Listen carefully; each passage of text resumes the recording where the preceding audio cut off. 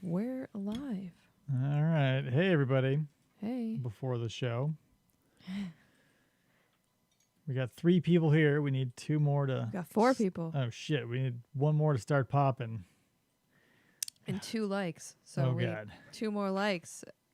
Or a 5th person. Or, you know, however many likes you Or want. 5 minutes. Or 5 minutes. Oh, boy.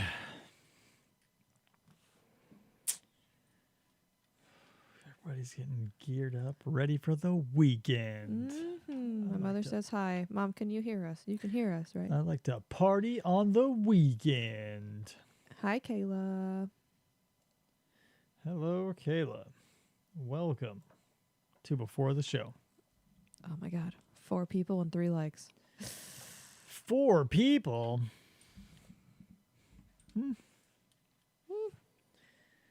All right. Notes. This is going to be weird. Yep. Well, we'll see what shakes loose. Not going to lay down any money on any bets on how this is going to go.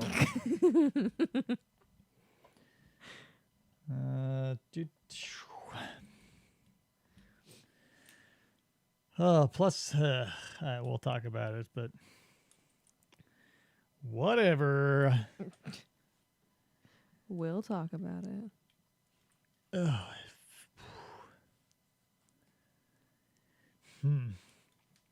So, what else is happening in the typing square? Who's out there having dinner? It's too late for dinner, probably, but maybe you're sitting down to a nice cold pizza. We're having coffee at 7:30 at night. It's a Friday night, and you gotta be alive. Hashtag Flamingo Friday. Kayla says weird. Yeah. What's weird? She was responding to us being like, this is going to be weird. Oh, yeah, I keep forgetting that we're Delayed. in a different time zone as the chat. Typing square. Mark is here. Hey, Mark. Welcome to the pre-show. Please find your seats. Turn your cell phones off. No bathroom breaks because we don't let you back in. You'll notice that no loud rappings are sold on any of the concessions in the lobby. That is on purpose. Mark says life is weird. Yes. That is true. That's part of everything that's going on. Is like everything I think I might have a problem with or anything I find questionable, I have to like filter through the fact that everything's fucking zany. Kayla says, cold pizza with pineapple. Oh, pineapple on the pizza. I haven't had pineapple on a pizza forever. Boy, I could go for some. It's been at least 3 years. Ooh, mama. You know, for celebrations, maybe we should keep a can of crushed pineapple around the house. Have a nice pepperoni and pineapple pizza.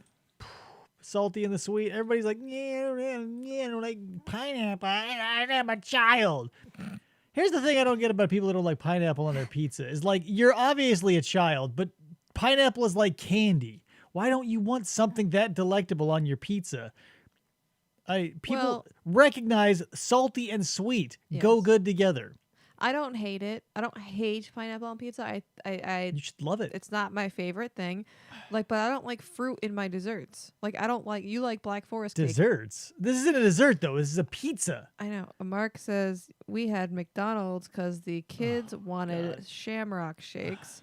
Kayla says, I bet pineapple goes good on cauliflower pizza. I mean, probably. Oh, I definitely would. Like the way I make it. Like I had a broccoli pizza. The crust was obviously cauliflower, broccoli on the top. Double cruciferous vegetables right there. Are we at 5 people? We're at the same as we were before. 4 and 3. It literally just hit 5 minutes, so let's roll.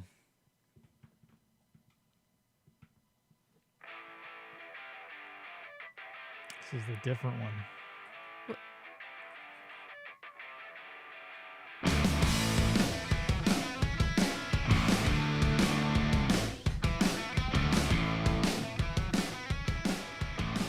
Yep, that was definitely different. Hey, everybody. Welcome to the show. It's Friday. Flamingo Friday. I made two versions. One has Kristen in front saying, "You're listening to FFOP Radio." Yeah, it's not on here anymore. That was the only one that I have that says new show intro with the date of 2020. So what did you do when you redid this computer? I don't know, man. Yep. Whatever. I've got it. Don't worry. I can make unlimited copies. That's the good thing about it. Hey, everybody. Welcome to the show. My name's Dave, and this is a live show. Fistful of Podcast live show. It is Flamingo Friday. I hope you're wearing your birds. I got the birds on my cup. I got them on my shirt. I had them on my socks earlier. I've got a flamingo kite right off screen. And then you can't see it up here either, but tons of flamingos over here. We got a flamingo back here and back there as well. Is your flamingo ring on? It is. There you go. Can't see Pinky it, ring. but trust me, it's there. Let me also introduce you to my co-host for this episode. Here she is. There's Christa. Bam, right there. Hey. Hey, Joe. Joe's here. Hey, Joe. Oh, I made a show note about our interaction today, Joe, because something's got to give with that guy. Anyway, we can't talk about that now because tonight's a very special night. We are dissecting a Edgar Allan Poe tale, The Murders in the Rue Morgue. Mm-hmm. Oh, I gotta tell you, not being a Poe devotee, I found this one kind of a slog. Oh, I mean, I didn't mind it, and I don't think my story was the full one. No, I don't think I didn't. I'm not gonna say I minded it. I like.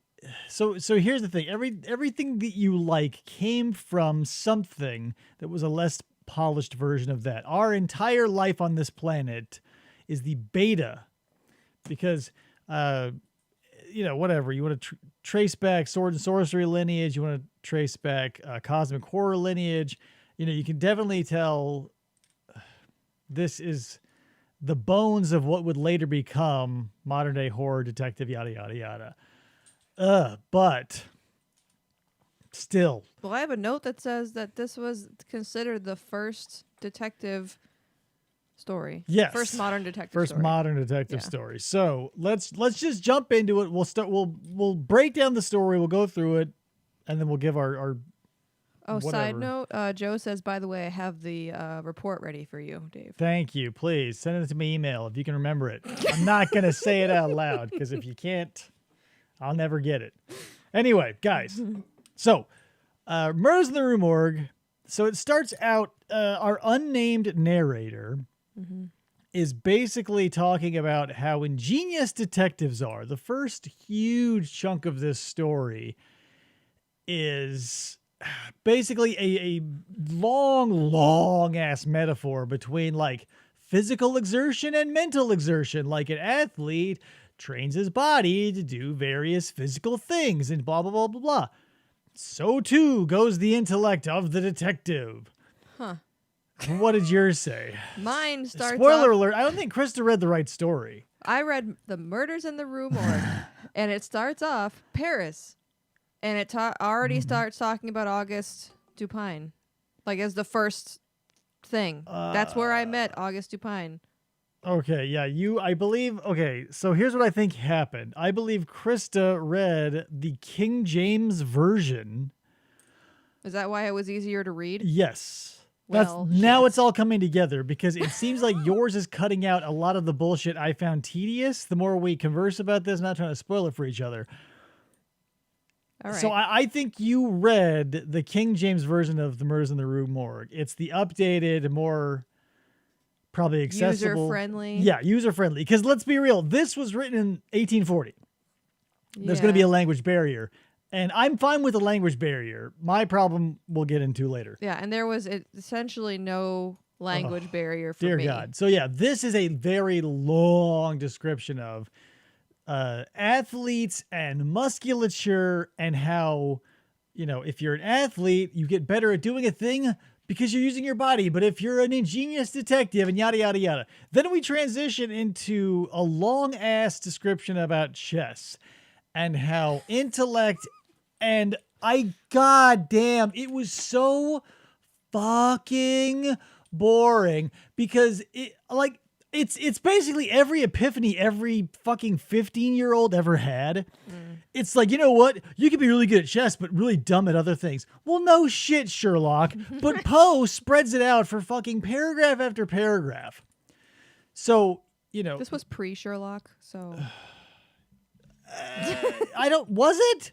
When was Sherlock? 1880s? Well, if this was considered the first modern detective story, then it was before Sherlock Holmes. Right. So I'm saying, like, but how long before? I think it was 1880s that Sherlock Probably popped on the scene because, you know, canonical or not, he's tangled with Jack the Ripper a couple of times.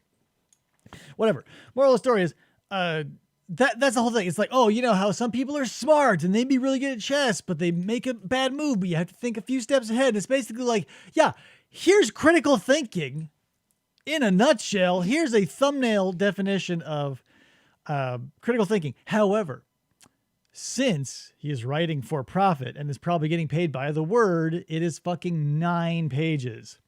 But we eventually do get into it because C. Auguste Dupin. He is the named character that we get. Our unnamed protagonist is the friend of C. Auguste Dupin. Now, his backstory is essentially he was poor. He grew up poor. I have.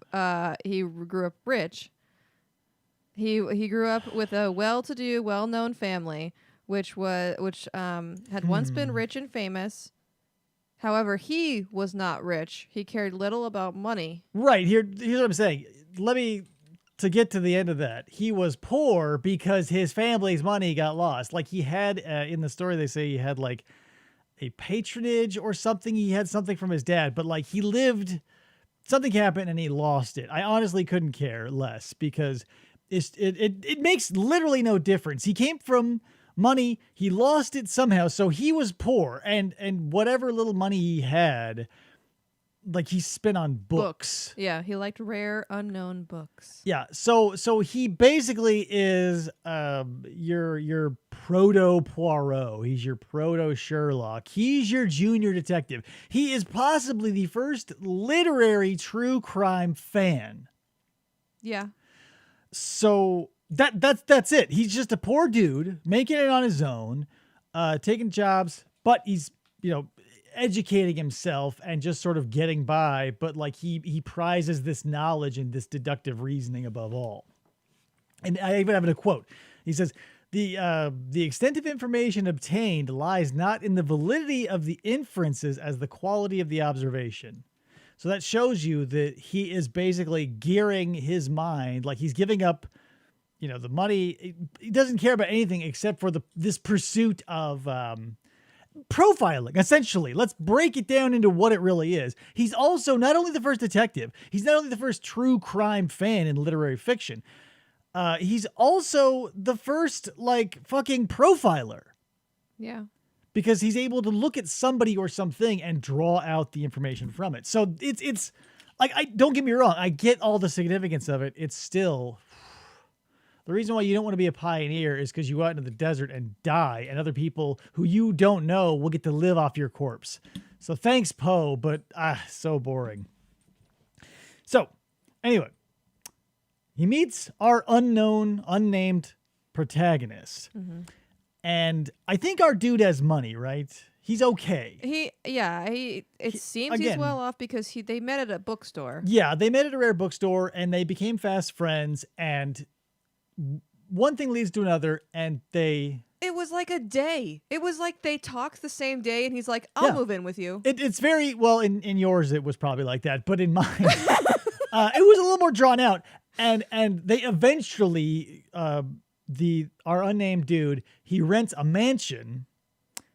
Now, I feel like, so just a quick aside, the term mansion is thrown around so much in old-timey fiction and literature and weird tales and stuff. I don't think it means what it does today. So for mansion, I imagine like it's just a house. A house in the 1840s was probably a single room domicile with a wood stove. So if you had like 4 or 5 rooms, that's probably a mansion. Probably. So anyway, dude rents a mansion and they live there, and they basically become enthralled and entrenched in like true crime and weird stuff. And it felt like it might have been leading up to like a Folie à Deux, where these two dudes live in this weird isolate. And that's the part of it too. It's like, it's isolated. It's far away. We do weird stuff there. We've got a lot of weird books. So first reference that I'm going to drop is this immediately screams of the Hound from Lovecraft. Oh. So that's the first baby that this, or the first spore that this thing budded off and flew away from. So in the Hound, two weirdos live in a mansion, get weird into sorcery, and run afoul of a hound, obviously, as the title tells. So that's what this felt like to me. It was that buildup of the first time I went through it is like, oh, we got two dudes fostering a weird obsession with true crime, which doesn't exist at this point necessarily. Yeah, I wrote down that August loved the night, and they always walk the streets of Paris at night. Yeah, and they become night weirdos. They're like the two protagonists in the Hound. They become like, today you would just see them as like they're the people who take a night shift and have a strange hobby and maybe have like a weird Bud K samurai sword collection. So in where you were, so where we are now, they're living together in a rented mansion. Mm-hmm. I have in my notes that the unnamed narrator, who Kayla has named Shecky Shabazz, says that August has a special reasoning power. And I Yes. quoted that he said most men have windows over their hearts. Yeah. Through these, he could see into their souls. Okay, so yeah, you're in the Am original. I way ahead of where you are? No. Okay. That's where we are too. So Poe makes Dupin the first. This is in my notes. This I'm saying, like, we're right there because I mentioned right here. He is a profiler. Like, he is a criminal profiler. He can see into people. Now in the text that I got, there was windows into their breasts. So okay. A little racier for the 1840s. Because I wrote like August answered the narrator's thought. Yes. So that's what is like. It's strange because it's written like you have to write a mystery. Yeah. You have to write the ending first and backpedal. So what happens is the reasoning and the example of Dupin's exquisite deductive knowledge is like they're walking on the streets just like having a good old time and Silently. Just walking down the street, quiet as you please, two friends down the streets of Paris. Every street is called Rue, by the way. Rue means street in French, I think. So, I might be wrong, so don't look that up and check it in the comments. We'll just go with it. I forget where I was going with that. So they're walking down the streets, and then Oh, yeah. he reads or answers his thought, and the narrator's like, the fuck? Yeah, the narrator says, you don't even get to know the narrator's thought yet. Right. Dupin just says aloud that Ashanti, this person, was a bad choice for this character in this play. Right. And without a beat, our unnamed dude goes, yeah, and he goes on to make a recommendation of somebody else before he stops and thinks like, what the fuck? Like, we weren't talking. How did that happen? So they stop and, it's like when the first time you show someone a card trick and they go, and they're like stunned. But this is like This is pretty drawn. This is pretty crazy. Yeah, like this makes it crazy. Whatever. Kayla Convoluted. says Rue is a French street. Mark says, wouldn't it be more like Lovecraft reminded you of this? The Hound, I guess. Lovecraft. Well, technically yes. Chronologically, yes. But as I got them, no. Because I read The Hound first, and I did not get reminded of Poe because I had not read it. So, are we gonna? I wrote down how Yeah, August basically. Do you want to go through the pattern? Yeah. Go So for it. basically, the narrator was like, "What?" And August is like, "Okay, well, I can tell you how I got to this conclusion. We walked by a fruit cellar. Okay, so that's what I didn't want to skip. So I'm going to interrupt you really quick. Do it. In the original story, he's not called a fruit seller. Oh, that's what that He is accosted by a fruiterer. Oh. Yeah. He's accosted by a fruiterer carrying a basket of fruit. And I just wrote this to this to this to this. Yeah. I didn't like describe anything else. So he went from the fruit guy to cobblestones to stereotomy to Epicurus to Orin, and then to Chantilly, who's the small actor. Okay, yes. So, but you left out a couple of things. Okay. So the fruiterer impacts our unnamed dude, which makes him stumble. The fruiterer says sorry. So that is sort of forgotten. However, our dude slips on a loose cobblestone. Yeah.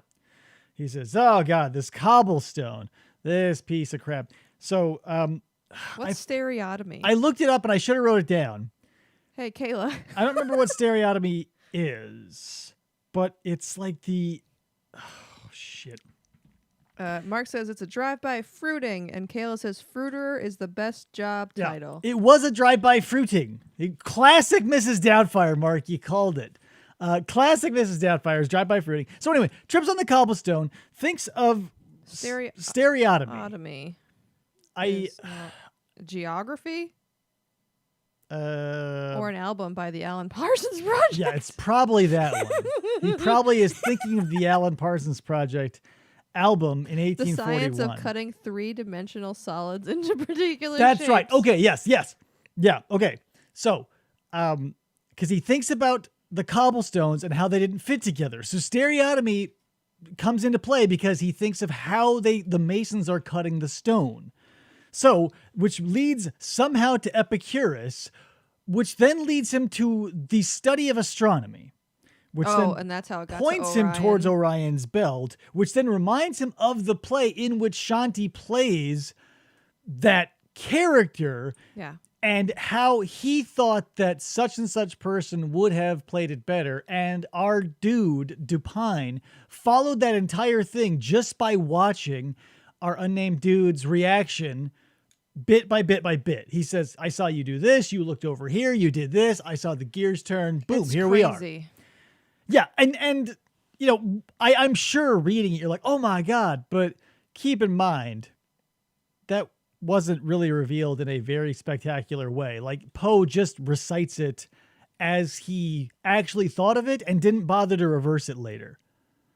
Because he tells it to him backwards. If he wanted to be like the Grand Illusion, like you don't do the big thing at the end of the card trick first. You shuffle, you do all that shit. So whatever. But it's, it's old timey. We'll forgive it. So, and I do like the guy's name is Shanti.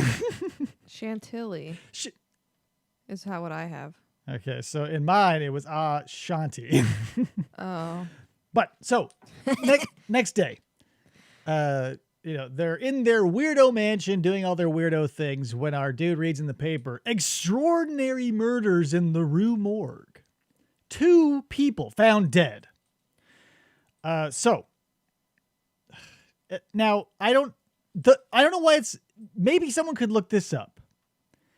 Maybe because the building had a morgue on the first floor. That's why you call the whole building a morgue. I feel like I wrote this down somewhere. Rue Street Morgue, place where you take dead people, whatever. I didn't care in the moment. Yeah. I barely care now. I'm just giving somebody something to do. So, whatever. Extraordinary murders. So what we have is on the 4th floor of the Rue Morgue, we have 2 murders. We have Madame La Spagna and her daughter killed, straight murdered. Crazy. It's like for an 1840s description of a murder, this could be on any one of the true crime shows I watch on YouTube today. Like it's very realistic. So, but also I love this word recently, zany. It's zany as shit, guys. Zany. Because the details are like, all these neighbors heard this commotion late last night. So after, some shuffling and some clatter and yada, yada, yada, the neighbors finally get in there. And I don't know why I'm going to tell you this because it's a pointless detail. Because in my version, when they break down the door to get in to find out what all the commotion is, Poe goes out of his way to be like, and they didn't use a crowbar, but a bayonet. I was like, why? Why? So whatever. They bayoneted the door and get in there and find that the place is destroyed. Mm-hmm. The like shit is everywhere. There's like blood. And so we find our first body. So they're like, oh, what the heck? We don't see anybody. But someone's like, oh, there's some weird ashes in the fireplace. I don't know what made them look weird. So they go look in the fireplace, and our first victim is discovered. Shoved, I think, head first up the chimney? No, her head was down. Head was down. Sorry, yeah. So they look up the chimney, and there is the daughter, Madame Espinosa's daughter. Who they never name. Like, No. they put the mother's name in the newspaper, but they're like, and daughter. Yeah. And I don't think she's named in mine either. They just call her Mademoiselle at times because what's the old lady's name is Madame. So whatever. It doesn't matter because they're dead. Yeah, they're dead. So her ass is shoved up the chimney feet first. And they're like, that was crazy because it took 4 dudes to pull her out. Yeah. So that's number one, weird. And they're like, oh, your face is all strangled and stuff. It looks like she's been savaged. Stuff is, dug into her neck. Yeah. So they're like, oh, well, that's weird. So they go to the backyard where they find the mom. So they go to the mom, and she's obviously the worse for wear. And they go, oh, my God. So they move her.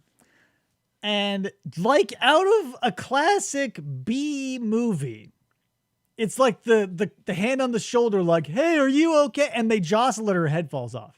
Yeah.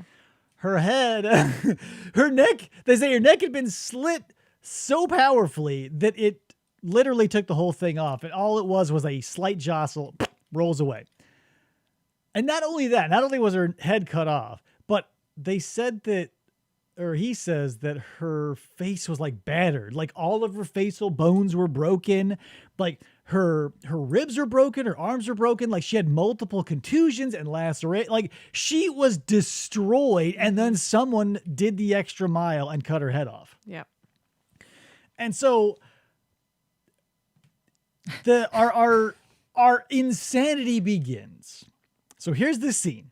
Hold on. Kayla says, shoved up the chimney sounds like a deadly case of the flu.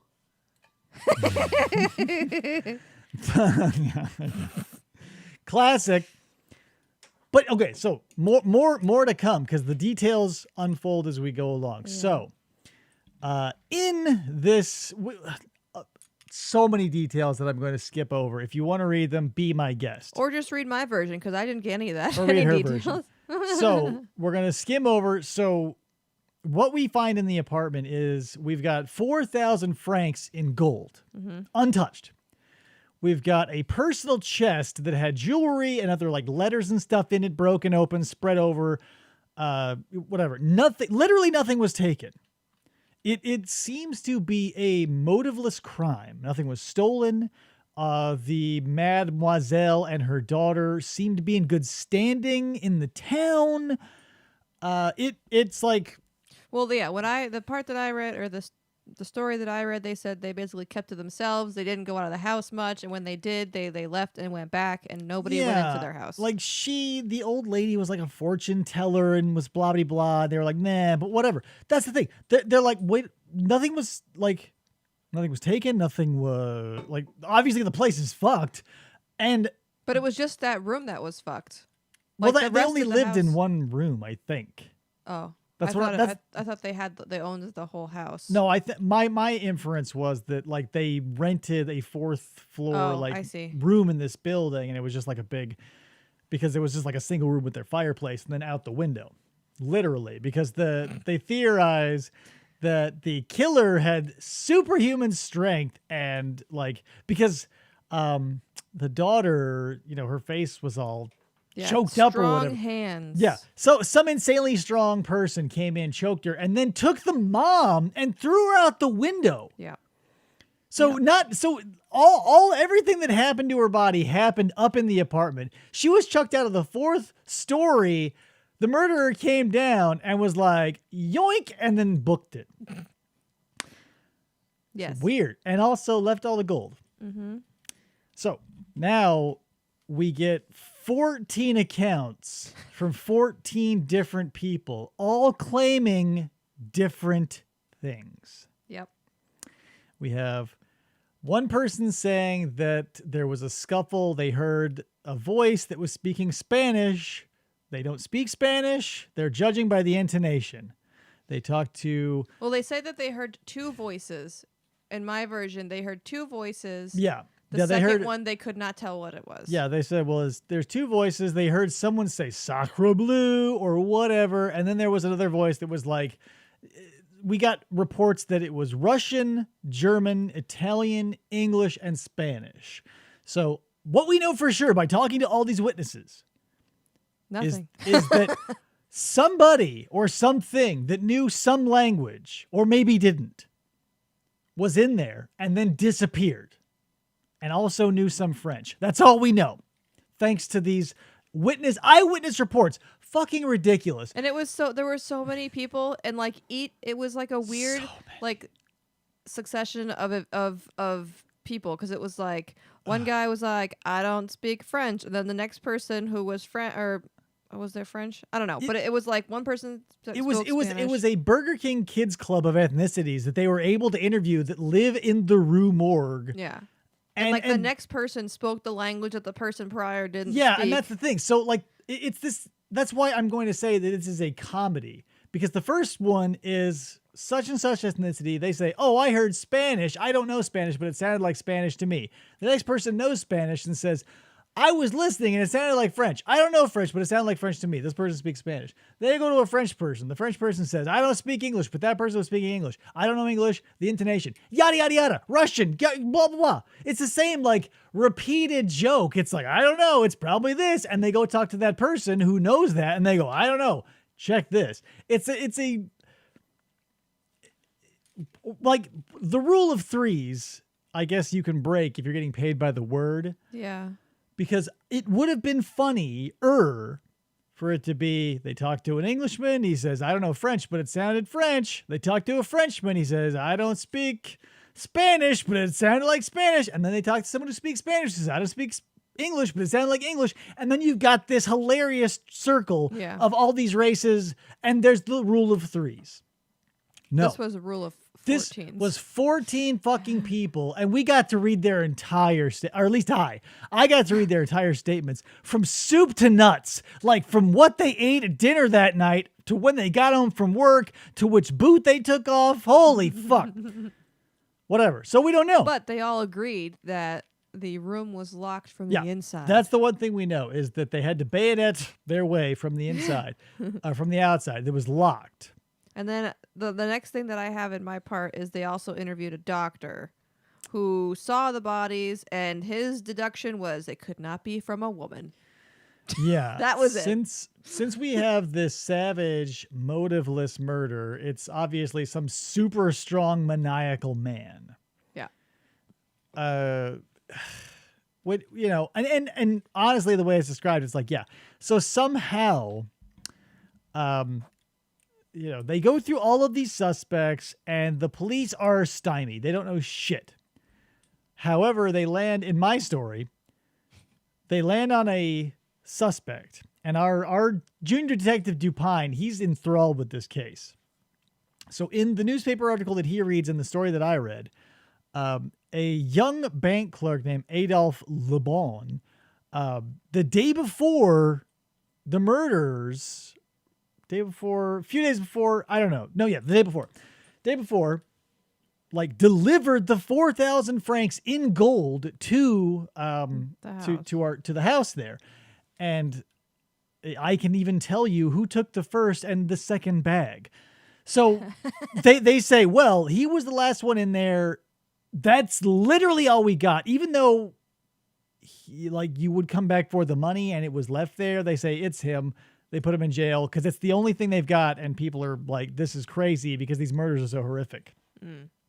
See, it goes from, you know, the end of, because mine was in parts. So that was the end of part 2 when the doctor was like, it must have not been a woman. And then it starts with, like, the next day, August Dupine tells the unnamed Shecky that he Shecky wants to go Shabazz. to the house to investigate. Yeah. Well, they do that. So they go to the house and they're just like allowed in. Like, but And P.S., the bodies were still there. Why would you... In my story, the bodies were still there because that's what he was looking at. The next day. Why would you do that? Well, it was 1841. Like, there was no real police organization. Like, and there's no fingerprints. This is before, like, Scotland Yard wasn't a thing until Jack the Ripper scared the shit out of London. And this was 47 years before that. Well, and the only reason I know the bodies were still there is because they read in the newspaper that people died. So obviously it had to have been the next day because the newspaper, like, they didn't get the newspaper and were like, see, in mine, the same day. I don't remember them, like, having access to the bodies. But whatever. Moral of the story is they go in there and they start doing a little junior sleuthing. Yeah. They say, well, the door is locked and there's a whole bunch of... Okay, so they rule out the chimney first. They say, well, since What's-Her-Face was shoved up there and it took 4 men to pull her out, there's probably nobody getting in and out of that place. So the door was locked. That's out. So we look at the windows. Now, the first window he tries was, like, nailed shut. And he's like, nope, that one's off the docket.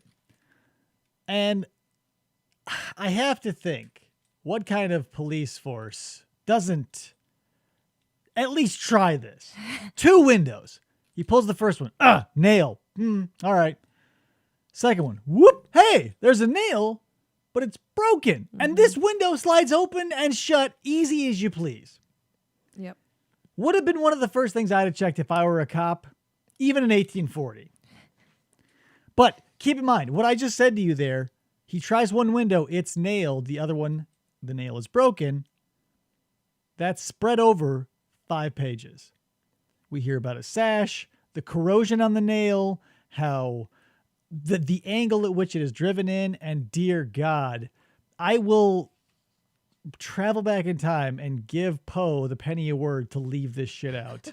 Oh, just get to it. Whatever. So, finds, here we go. So we have a window where the nail is broken. It goes up and down. Here is our entry point.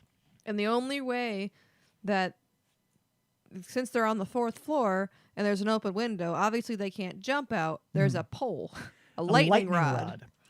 So our dude, I feel like maybe it was different in yours, but I feel like I got the impression that he does the window thing, like looks at the apartment. He's like, yeah, this is all fucked. Opens the window, looks out, and he's like, yep, nailed it. I know exactly what happened.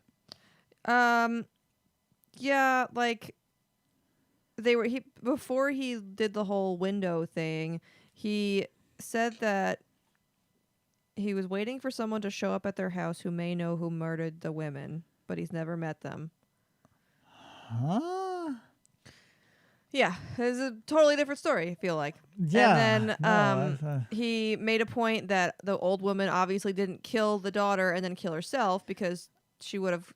How would she have gone out the window like that? And also, how did she shove her body out the thing? That's the thing. Everything is ruled out. We've already gotten to that point where it was somebody with incredible strength and agility, because now our dude can see that we're on the 4th floor and the only way in or out is this lightning rod.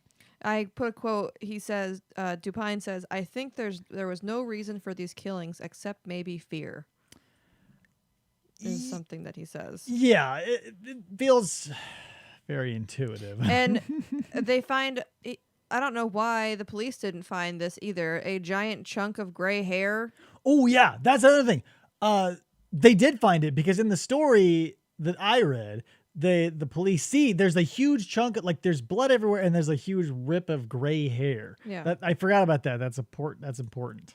It didn't come up to me until almost the end of the story. Probably because yours left it out at the setup and then left it in for the payoff. Right. Mark says, in elementary school, we had like an abbreviated Poe collection. That's what Christa had. Yeah, I feel like this is the Reader's Digest abridged. This is from version. American English.state.gov. So that's probably where the teachers get it. Yeah, that's probably right. Yeah, so you probably Yeah. got So Cool. So I got the 6th grade version. Probably good for me. yeah, so but the big points are all going to be the same. Here's what we're looking at. So our dude formulates a plan based on everything we've seen, everything you know, the savageness of the attack, the head, the chimney, all of it. Takes it in. He says, I'm going to place an advertisement in the local paper. And he says... Well, and I wrote, Dupine takes the old woman's hair. He took it from the crime scene. Yeah, they didn't collect evidence in 1840, Krista. This is not Sorry. 2021. Yep. This is 1841. They weren't looking, they didn't understand what fingerprints were. Yeah. Nor how to collect them, nor how to study them, nor that we had whatever. So, yeah, whatever. So he places an ad in the local paper.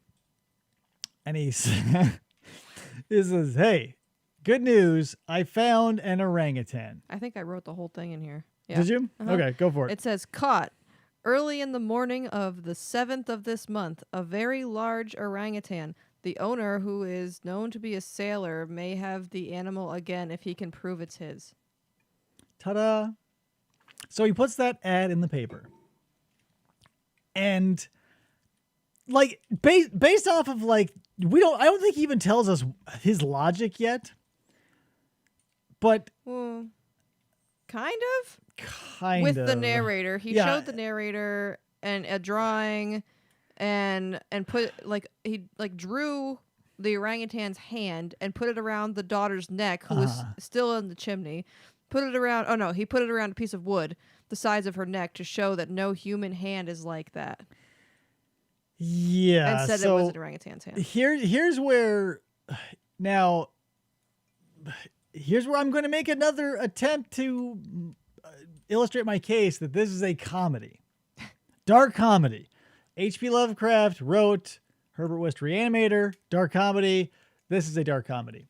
Because our sailor who picked up this orangutan in Borneo apparently this full-blown ass huge, like 300 pounds, this thing. Mm-hmm. He's like, oh yeah, I picked up in Borneo and it's been living with me on the ship. Number one, what ship are you on where your captain is like, oh, who's that guy? Like, did you just put a hat on him and it's like, oh, that's my redheaded friend. He's coming on board. Well, because his friend did die, so maybe he replaced him with the orangutan. Oh, maybe, yeah. Everybody is so stupid in this fucking story. He probably just slipped him into one of his little Navy outfits. He's like, yep, there he is. Yeah, I wrote down his friend died and he had to take care of the orangutan and it was a lot of trouble. He said. It's a fucking orangutan. So, basically, it's a comedy of errors that ends in a double homicide.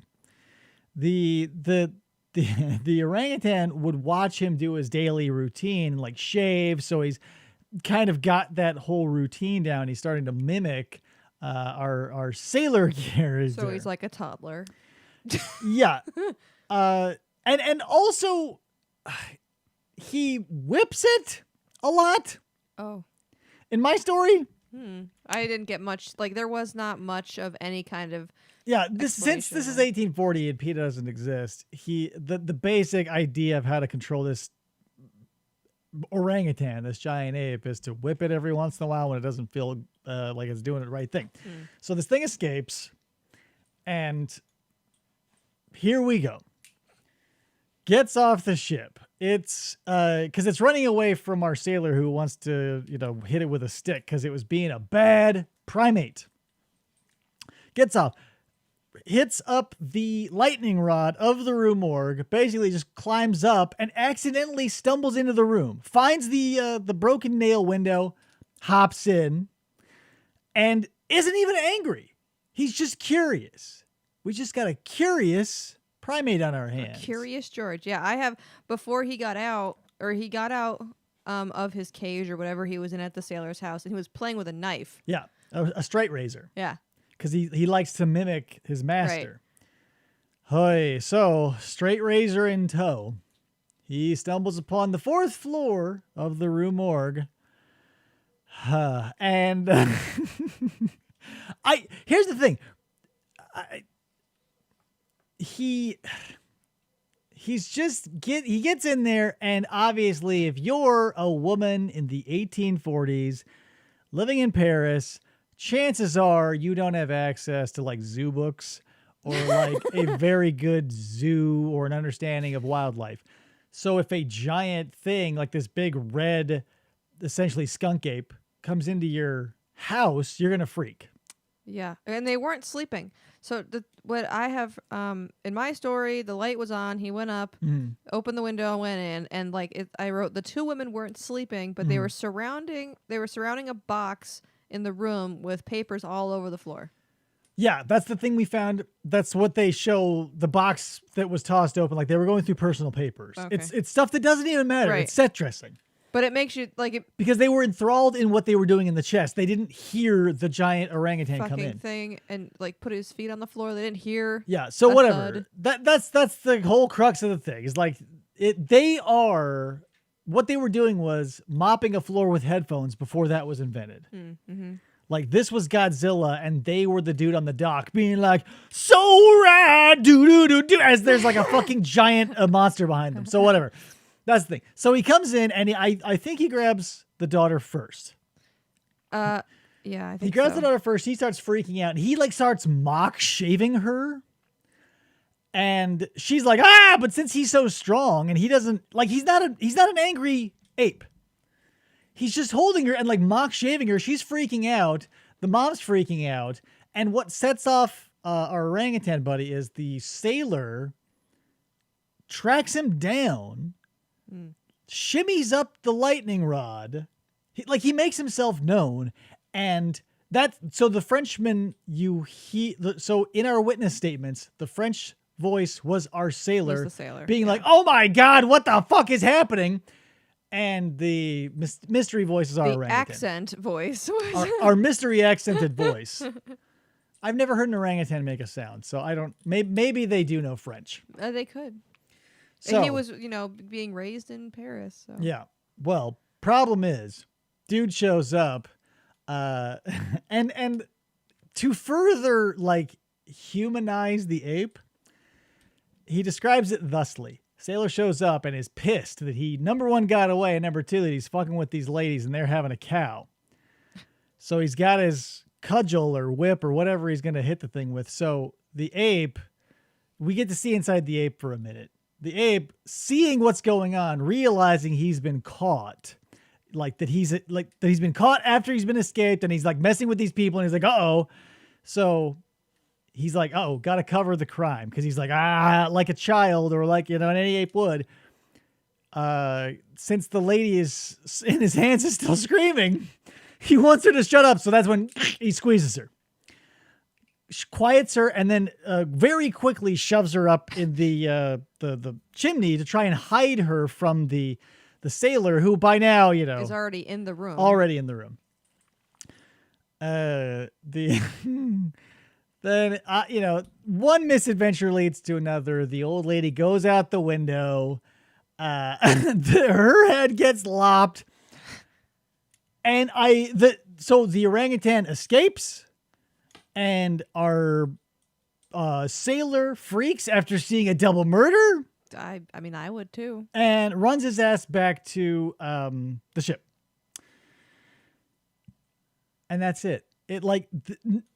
No purer has there ever been a crime of passion than a simple, wholesome, lovable orangutan wandering in, realizing that his master is now going to wallop him something fierce, and then has to murder to cover it up. And it wasn't even like an angry passion. It was like a scared passion. Right. That's why DePine says a fear was. Yeah, it's so sad because whatever. All of this. so yeah, but we get it. The sailor, I think he gets the orangutan back somehow. Somebody catches it. I think maybe the police grab it or something. I have nothing beyond this point. Though I was so checked out, but whatever. So somebody catches the orangutan, what's his face owns up to it, but he sells it, and he sails away. He's like, see that shit? And our bank teller who was falsely accused, he gets released. Yeah, the last note that I have that was in the story was the chief of police didn't like that someone outside of the police figured out the crime. Yeah, and that was literally how it ended for me, and that's why I told you, like, this ended weird. but Like it's like somebody's dialogue, and then that was it. that's basically it. It's there's nothing there, and that's what it is our first detective solves this mystery of this brutal crime, which essentially boils down to just like, my crazy. It would be like, it's if you had like a Pekingese that one day you opened the door, ran out and bit someone and grabbed onto their shoe, didn't even make contact with the skin. And they're like, and you're like, oh, it's okay, he's fine. It's that cranked up to 11. Because you open the door, the orangutan comes out, rips 2 people in half, and you're like, whoa, he's nice, please. It's just, he's already dead. Mm-hmm. And so that's the thing. Like, the joke is obviously drawn to the breaking point, beyond the breaking point. Like, if the only thing that really indicates that it should be taken as a joke is that the killer is an orangutan, which leads me to my second deformed child of this story. So now, like I was saying earlier, Lovecraft wrote The Hound, which was the 2 dudes living in the weird house. Mm-hmm. In 1950 something, let me look.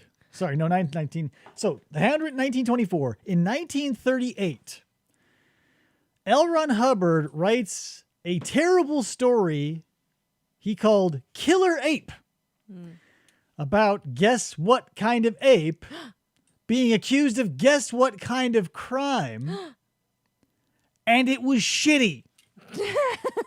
Real quick synopsis of the Killer Ape. So fucking stupid. An orangutan escapes. Everyone's like, oh my gosh, an orangutan escaped. It gets into the woods. Some murders happen in the woods. A reporter says, I don't believe that an orangutan would kill someone. He was right. It was a murderer setting up the orangutan. And in the end, the orangutan kills the murderer in ultimate beach justice. The end. RJ says, monkeys ripping people apart. I like what I'm hearing. It's insane. Like, not to digress too far into Killer Ape, but at one point, like during the big climax where the reporter is putting it all together and he's like, you're the murderer and this ape is innocent. Like, the murderer takes a swipe at the ape. Like, he doesn't shoot him. He's not trying to kill him. He punches the orangutan in the face. He's like, you bastard. Like he stiffed him on a bar bet. Pretty good idea. So that's when the orangutan loses it and rips him apart. Yeah, cut it down to further than what you got, and it's a perfect horror comedy. Here's another nail in the coffin that I'm sure it is a horror comedy, because it was later adapted into a film with Bela Lugosi, Vincent Price, Corman did a whatever of it. Like, it's for my money, it's a dark comedy. And yeah, I guess. I mean, I obviously in my cut down version that I had, didn't really see it at that, probably because I didn't have that much description and things like that. But it's not the description that does it. It's all the, and that's the thing. It's structured as a joke, and it can be described to someone. They say, here's the setup, and then here's the payoff, and you go, oh yeah, that is a joke. You don't laugh at it. That's the thing about dark comedy is, like, oftentimes you say, oh, it's a joke. You don't go, ha! Nobody reads Reanimator, and at the end, at the end of every encounter with these zombies, when our boy Herbert West, through his bandages after every beating he encounters from these reanimated corpses, says, not fresh enough. Better luck next time. Like, that's a punchline. If you weren't bringing corpses back to life and they were murdering people, you would find it funny.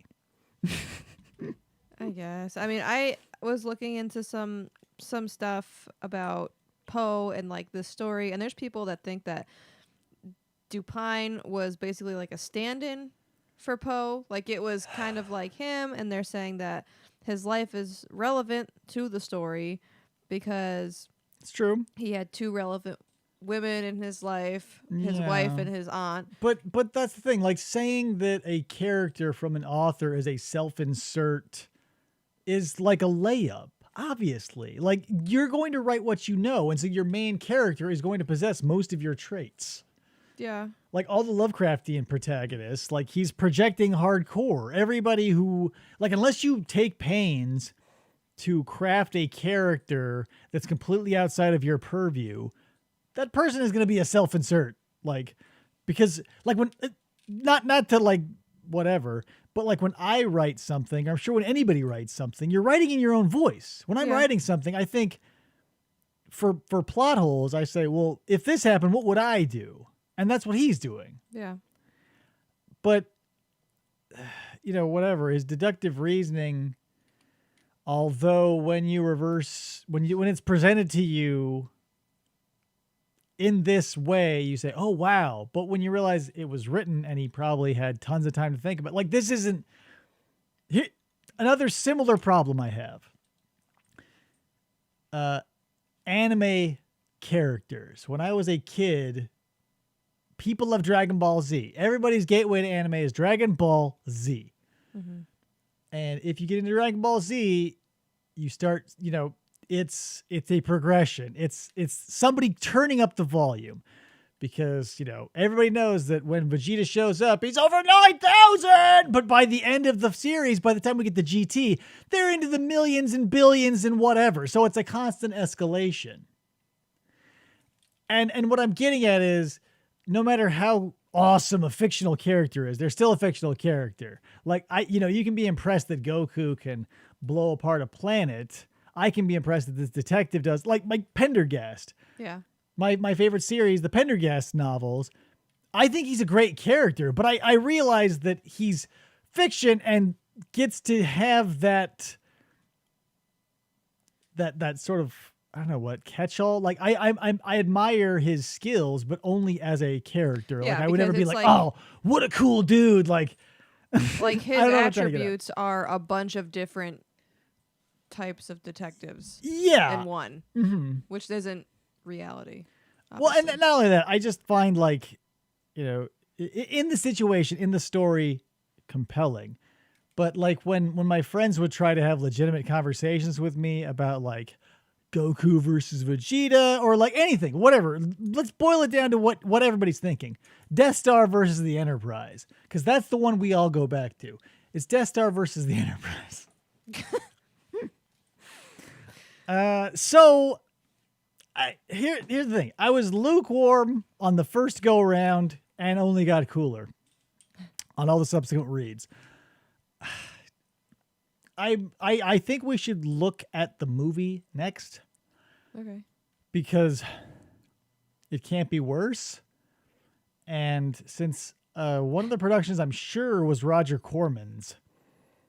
There was a bunch of, like, when I was doing some reading about it, there's a lot of ties to the movie, to the story, or like references, or I don't know if there's more than one movie. I think there may have been more than one movie, or at least more than one movie that was a lot like it.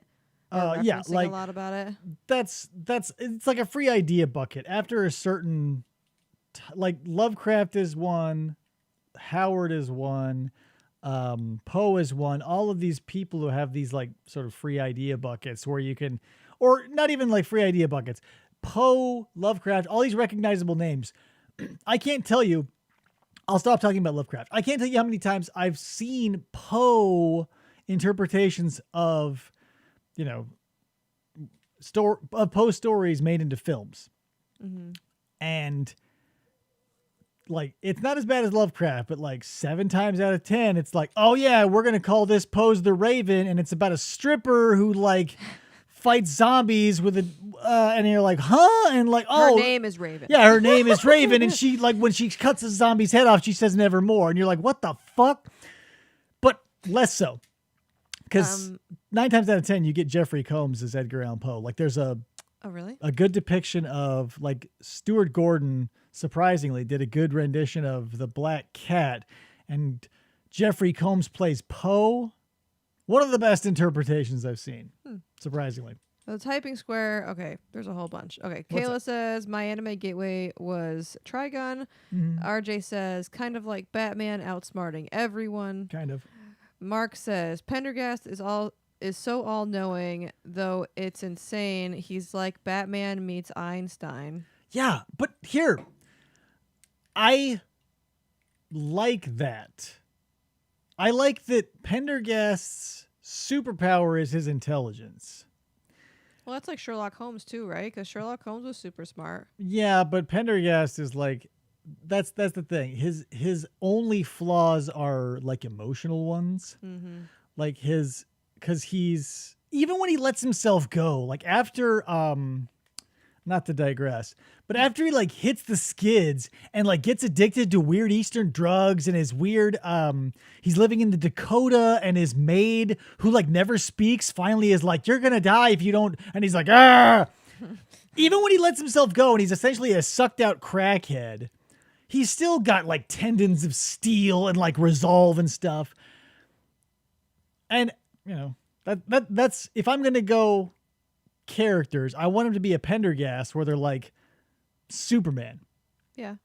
I see why people like Superman, because Pendergast is Superman. He knows fine wine, he knows metallurgy, he knows biology, he knows oceanography. Like a super well-rounded person. Yeah, but his whole thing is he's emotionally distant. So his ward, Constance Green, the 120-year-old waif from the New York streets, kept alive by his uncle, something Lang.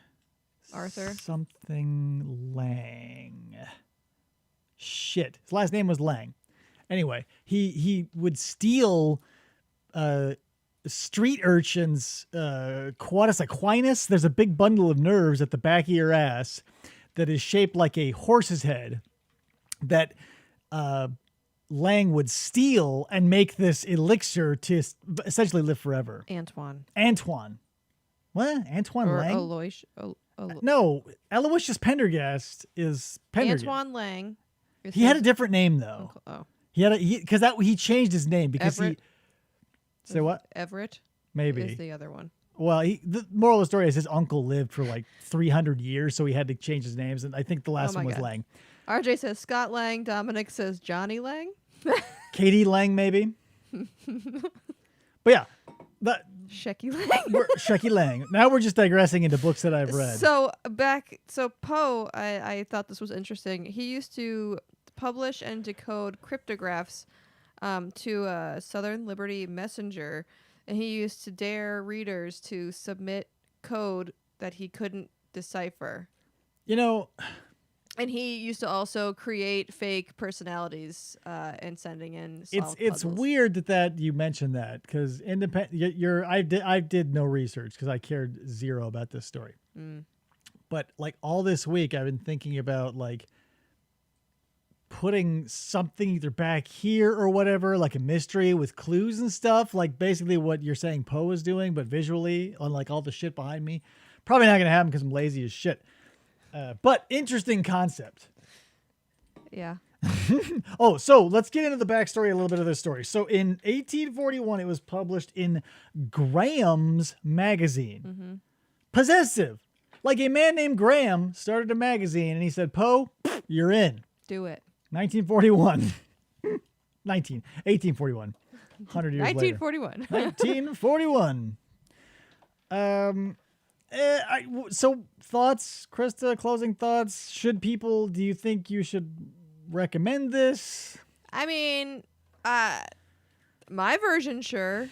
I don't know about yours. I probably wouldn't read yours because of the amount of Here's what I'll say. I'll recommend it with, you have to keep this caveat in mind, because whenever someone like whenever a film snob or a music snob or whatever, you say, oh, I like this movie. And they say, oh, you have to watch, read, experience X product because that's what started the ball rolling. Keep in mind, they probably found that first and worked their way through. You're sitting at the finished product and are now asked to go from this nice rocking chair to a stump. Well, like the only reason I was like, oh, maybe we should do Poe. I would have never read an Edgar Allan Poe story. I've never read The Raven. I would have never, if we hadn't watched Altered Carbon, which was where I saw Poe. That was the first, like, anything that I saw of Poe. And that obviously isn't his real, like, that's not him. Like, he didn't go toting around guns and he wasn't a computer. No, and not only that, in the source material, it wasn't Poe at all. It was Hendrix. It was Jimi Hendrix in the book. The hotel was the Hendrix and the hologram was Jimi fucking Hendrix, but they couldn't get his likeness for the and that's so they got Poe. Another great example. Free name. Yeah. It could have been Lovecraft. It could have been any of these old-timey dudes. But Poe is just the one that, and that I think not, okay, here's more complaining. Not, because here's the thing. Everybody, you can like get plushies of Poe. Like every bookstore I go into, you can get bookmarks of Poe or mugs of Poe or plushies. All the shit that like Poe's giant hydrocephalic head. Not a single like Lovecraft, like Guga or whatever. Like you can find Cthulhu shit all over the place. You can't find Lovecraft's grizzly mug on anything. Yeah. But Edgar Allan Poe's bobber-shaped noggin, you can find fucking any gift shop in this nation. Whatever. RJ goes, do you think you should recommend this? While shaking his head. No. No. There's so much better Poe to choose from. Well, see, that too. So Altered Carbon is what got me thinking about Poe. And then we watched a documentary about Poe. And then I was like, well, why don't we I Googled a bunch of stuff. And I was like, oh, this one sounds good. It's a detective story. Why not? So I don't really know any other ones. Don't get me wrong. I'm not going to say this isn't getting out of here with a recommendation. I mean, without a recommendation. Yeah. I'm recommending this. However, I'm going to give you this caveat, this heads up, because everything is like the bones of what, like you say, oh, I want a dog for Christmas. This isn't a dog. This is a skeleton. Like it's the skeleton of a dog. You can see what it was going to be, but like 100 years later, it'll be fleshed out. So but the bones are strong. The bones are strong. There are a lot of ideas here that I think are terrific. The profiling, the detective, the critical thinking aspect, like some of the details I like. The fact that our guy Dupine comes from like a rich family and sort of fall from grace, which is another Poe allegory, same sort of thing. So that's it. I'm going to recommend it because all of everything that has been stretched to the breaking point doesn't break it, because it's like a bad movie that goes apeshit at the end, literally. Because since it's a 200-year-old story, you're obviously going to get spoilers. But if I were reading this the first time and I was like, oh my God, how grisly. And at the end, it's like, oh, was an orangutan? Like if it were 1841, I would be like, ha! Because you expect a grisly murder and it's like, oh, it was just a crazy pet that some guy brought back from Borneo. Yeah, if you don't want to read the whole thing, you can read my version. I liked the story all in all, and I think I probably would have liked it less had I read the long-winded version, because I would probably have to look up a lot of words. You definitely would have hated it. But that's I'm used to, and that take this for what it's worth, people. I'm used to and enjoy the indulgence of Lovecraft writing, and I found this to be a little much. So, they're talking about, okay, I don't know where this is coming from. Mark says there's so much more better Poe to choose from. RJ says Poe brand opium. Kayla says popium. Popium. And then Kayla says, on second thought, popium sounds like something available at the Vatican gift shop. That's another misnomer about Poe, is like that he was this drug addict and alcoholic, and like maybe with the drugs, but definitely not the alcohol. Pit and the Pendulum. I saw that title. I Yeah. remember reading The Pit and the Pendulum when I was young and being like, I get it, but why do I care? Maybe as an adult I would care, but it just feels like He says Black Cat, Telltale Heart, the Telltale Heart is good. Cask of Amontillado. Amontillado. Yeah, Yeah. I couldn't read it. Mask of the Red Death is good. But again, like what we have, maybe that's a fault of this too, is like his horror stories and his, weird fiction, great, because that's, where he excelled. I feel like since it's the first detective story, it's clunky. Like when we were going over Gilgamesh, like it was a bare bones thing. There was almost no detail. It's like, here's Gilgamesh. He meets, his boy Enkidu, who's made by the gods. It's very like boom, boom, boom, boom, boom. Yeah. That's what this is. Because once you strip away all the superfluous details, there's not a lot of meat on these bones. No, It's and cut out all the description. You got a dude and his friend move into a house. Yeah. Get interested in crime. Yeah. Read a newspaper article. Solve crime. right. And in my version, and I complained about this to David when I first read it, because mine's broken down into 6 parts, and at the beginning of every part, at least a page worth is just a summary of what just happened. I bet that's because it's a fucking teacher's worksheet. And so they break and it down each week. class. Yeah, they say, read this. This is your reading this week. It was and so the annoying. idiot kids are going to be like, I lost my paper. And so the teacher's like, well, good news. The first paragraph is a fucking summary, you dumb little shit.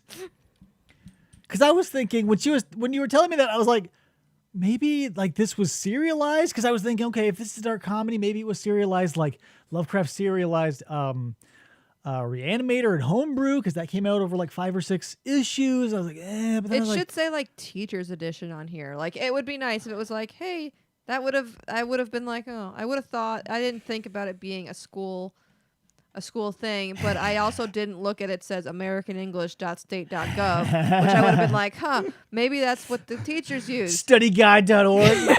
Cliff notes. Well, I went to Spark notes. lessonplan.shelleywinters at localhighschool.com, and I just read it. I don't know. It was just the teacher's blog. I did find it weird that after every paragraph there were 5 yes or no questions.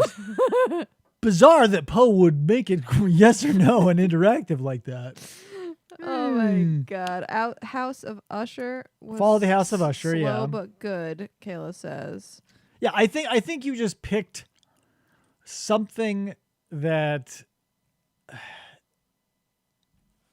it's just not his strong suit. It's nobody's strong suit. If this is literally the first detective story, like everything's Right. being felt out, and I get it. He's breaking ground. Yeah, and that's what we're seeing here. Is it's a sacrificing of actual content because this is groundbreaking with fluff. Like I'm sure he was just buying time to be like, oh fuck, what am I gonna do? I made a murder, and now what? I don't know. Let's interview 17 witnesses. I don't. Here's the thing. There are audiobook versions of it on YouTube since it's in the public domain. If you have an Audible account, there's probably 17,000 versions of it there. So if you're going to be doing whatever with your hands or distracted somewhere anyway, and you want to put it on, I would recommend it. Mm-hmm. I think there's enough there. And I think we left enough out of it that there's still some surprises and some details you can be like, because as much shit as I want to give it, there are genuinely gripping parts where you're like, huh? Even if you know the ending. Yeah, But if you're a Lovecraft fan, knowing the ending won't ruin it for you. that's true.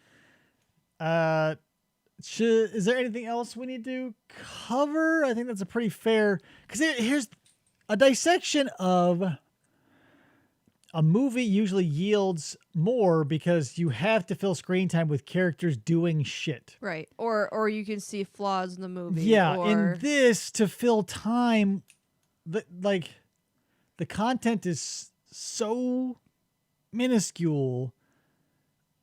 you break it down. It's like, well, there's a guy who really loves being smart, and he solves a crime, and the chief of police is like, you rascals.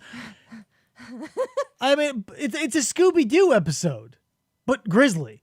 Like, if Scooby-Doo had murders, you could see Scoob and the gang being like, oh man, it wasn't a bank robbery thing at all. off and it's an orangutan. Yeah, or you don't have to pull a thing off. They just like, there's a corrupt, circus in town, and he trains the gorilla or whatever. Maybe he's got a horde of macaques. I don't care. There probably is a Scooby-Doo episode based around this. It's again a free idea bucket. I'm looking at the adaptations here. Starting in 1908, we've got a silent film all the way up to 2012, as far as this goes. But the movie I'm talking about is the 1932 version. So it says it bears little resemblance to the original story, so might be okay.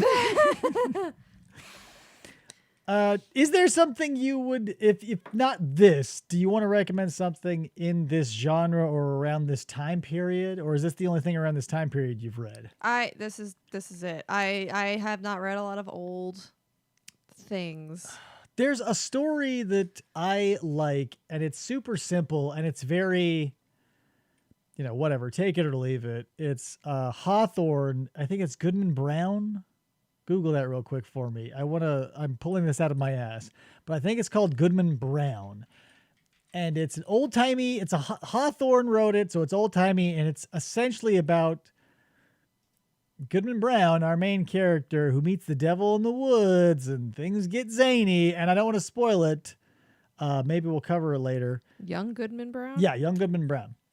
Oh, there's Spark Notes for it. Excellent. It's like a page and a half. There's a whole Spark Notes for it. It's very short, but that's what they're going.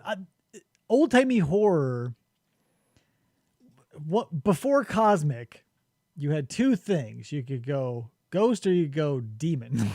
Or, vampire or whatever. Yeah. But most of the time it's like spooky ghosts or whatever. There's Some no kind cosmic. of supernatural. Yeah, it's always curses. It's all, like nothing strikes weird until Poe and then Lovecraft and yada yada yada. But there's something to be said about those gothic ghost stories too, because by the end they got fucking insane. Like, I think there's an H.G. Wells story. I want to say it's H.G. Wells. Correct me in the comments. But it's about this guy who owns a house that is visited by this water ghost. Every year on like Christmas, she shows up in one of the rooms. She makes everything wet and ruins the room, and comes back the next year, ruins it all over again. So the house is passed down from generation to generation. They're like, this goddamn ghost. If you stay in there at Christmas, the ghost shows up to hang out with you at midnight. Is it Voices of the Ghost? Possibly. Maybe. The No. Water Ghost of Harrowby. Yeah, there it is. So, like, it's a fucking farce, because ghosts are such a yoked out concept that the main character of the story isn't scared. He's just annoyed. He's got a water ghost. So he puts on the equivalent of an H.G. Wells era wetsuit and hangs out in the room with her. Because she has to hang out with the blood tie to the house. So he goes, okay, we're going to hang out. And he's like, I got this cool new suit, and it's going to blah, blah, blah, blah, blah. And she's like, I don't give a shit. I'm going to wet up your house. One thing leads to another, and I can't remember if it's this year or the next year, like he has to learn. But he's like, all right. Basically, he interviews the ghost, I think, the first year. Gets her story. He's like, okay, what's your deal? She's like, I got to hang out with you. There's a blood tie. Like, I was murdered by one of your family members, and now I'm spooky water ghost. And he goes, okay, gotcha. See you next year. I think next year he shows up, and he goes like, hey, let's go for a walk. And he freezes her. They go walk on the frozen lake. She freezes, and he somehow that works. Like, it does, because he's like, got it. And then he like picks her up and he puts her in a freezer. Oh.